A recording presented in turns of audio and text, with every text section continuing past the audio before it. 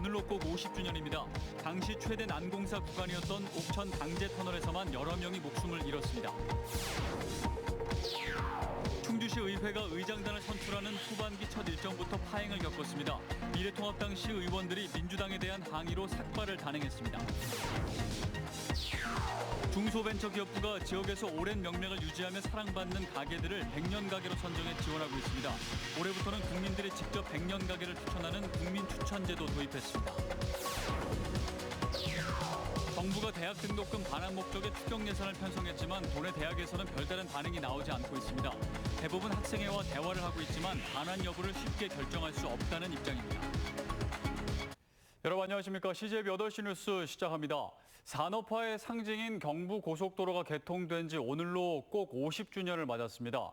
당시 최대 난공사로 꼽히는 옥천 당제터널 공사에서만 여러 명이 목숨을 잃는 등 희생도 적질 않았다고 합니다. 구준회 기자입니다. 우리나라 최초의 고속도로인 경부고속도로 준공 기념탑입니다. 서울과 부산의 딱 중간인 추풍령 휴게소에 서 있습니다.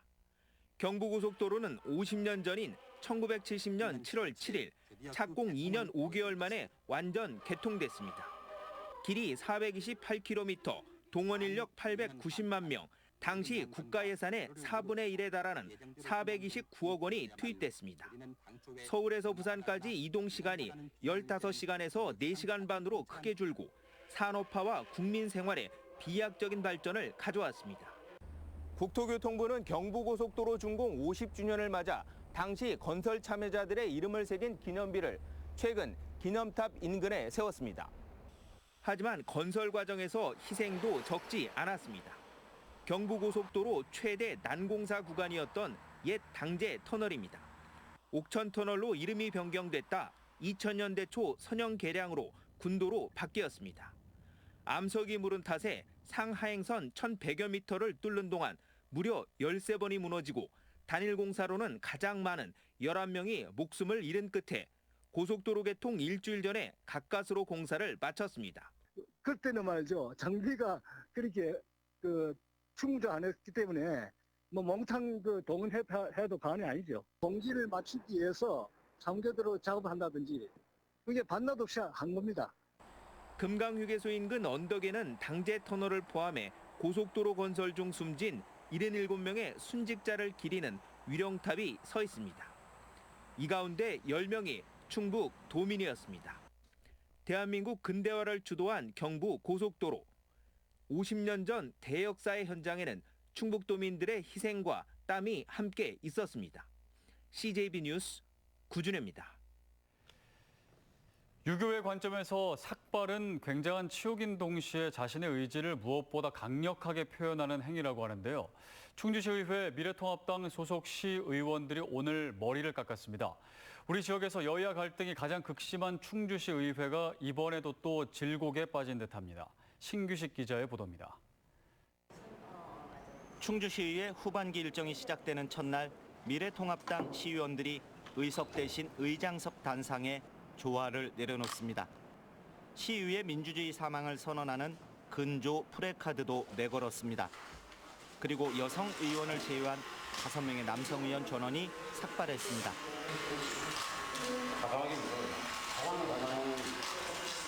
다수인 민주당 12명의 의원이 소수당 7명의 의원에 자행한 다수의 갑질에 미래통합당 의원들은 분노를 금치 못하고 이에 대한 항의로 오늘 삭발을 단행하게 되었습니다. 이들은 후반기 시의회 의장과 부의장 그리고 모든 상임위원장을 더불어민주당이 독식하려 한다고 주장했습니다.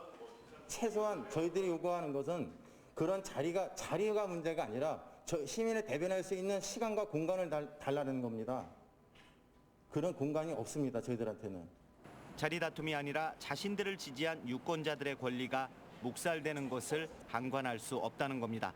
수년째 접점 없는 갈등을 반복해온 충주시 의회가 이번에도 예외를 만들지는 못할 것으로 보입니다. 유권자들에게 정치인의 삭발이 특별한 의미로 여겨지는 시절은 아닐 겁니다. 하지만 삭발이라도 해야 유권자들의 짧은 눈길이라도 받을 수 있는 게 우리의 정치 현실입니다. CJB 뉴스 신규식입니다. 한편 충주시의회는 더불어민주당 소속 의원들만 참석한 가운데 제247회 임시회를 열어 만장일치로 천명숙 의원을 후반기 시의장으로 선출했습니다.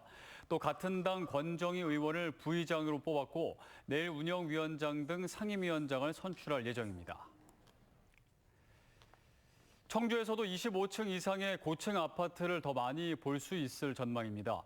관련 법이 개정된 뒤 9년 만에 2종 주거지역에서 층수 제한을 완화하는 조례가 개정됐습니다. 조용광 기자입니다. 장기 미집행 시설 일몰제에 따라 민간 개발이 추진되고 있는 도시공원 예정지입니다. 당초 25층까지만 아파트를 올릴 수 있었는데 층수를 더 높일 수 있는 길이 열렸습니다. 상업지역이 아닌 2종 일반 주거지역에서도 25층 이상으로 아파트를 지을 수 있도록 관련 조례 개정이 이루어졌기 때문입니다. 다만 도시계획 건축공동위원회에 심의를 통과해야 한다는 단서를 달았습니다. 층수가 높아져도 세대수는 변하지 않기 때문에 넓어진 동간격만큼 주거 환경이 쾌적해지고 다양한 아파트 디자인도 시도될 것으로 보입니다. 주변에 있던 옆거리 봐가지고 높이 쓴 상황이 되는 데는 높이겠지만 실제로 주변에 있는 낮은 지역에 주택가든지 일반 주택가 지역 같은 경우에는 25층 낮을 수도 있는 그런 상황이기 때문에 꼭 높인다고 평가할 수는 없을 것 같습니다. 2011년 국토계획법 시행령이 개정된 뒤 수원과 고양, 용인, 인근의 대전, 천안, 세종 등은 청주보다 앞서 조례를 개정했습니다. 법에서 정하는 용적률과 건폐율 내에서 층수를 정하도록 해 사실상 2종 주거지역에서 층수 제한을 없앴습니다.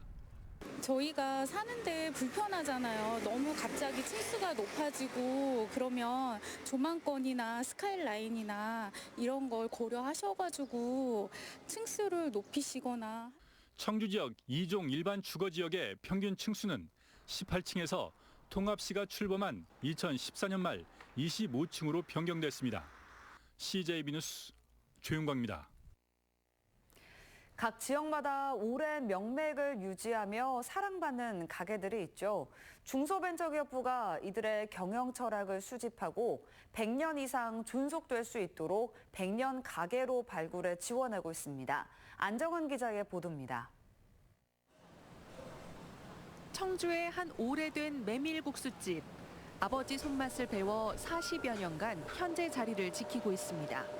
2대째 가업을 잇는 이곳은 올해 100년 기업으로 선정됐습니다.